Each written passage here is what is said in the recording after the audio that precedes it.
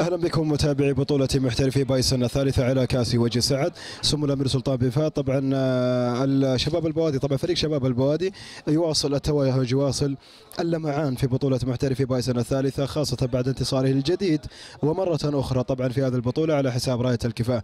واحد من نجوم هذا الفريق يحضر معي من خلال هذا اللقاء القصير كابتن عبادي الفارسي. كابتن في البداية الف مبروك.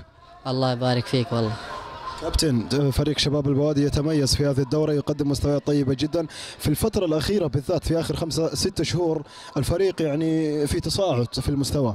الحمد لله، هذا فضل من الله. الشباب أدوا تمارين وما قصروا بقيادة المدرب البرعي، والحمد لله الحمد لله فضل من الله. اثمرت الجهود، ثلاث نقاط في المباراة اليوم، واحنا لسه قدامنا المباراة الجاية عشان نضمن التأهل لازم نفوز، لأن عندنا 4 نقاط من 3 مباريات.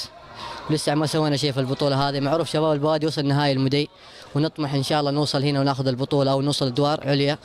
وللحين ما قدمنا المستوى المعروف عن شباب البوادي، ونوعد الجمهور إن شاء الله، ونوعد دوري المحترفين يقدم الصورة الممتازة عن شباب البوادي.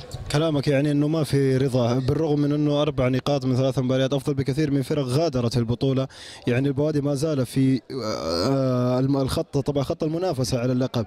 ولكن سؤالي طبعا في هذه اللحظة، الفريق سجل في المباراة الماضية او في المباراة ما قبل الماضية امام ميلانو واحد من اسرع اهداف بطولات الاحياء ككل في الثانية 24. اليوم سجل هدف في الدقيقة الثانية.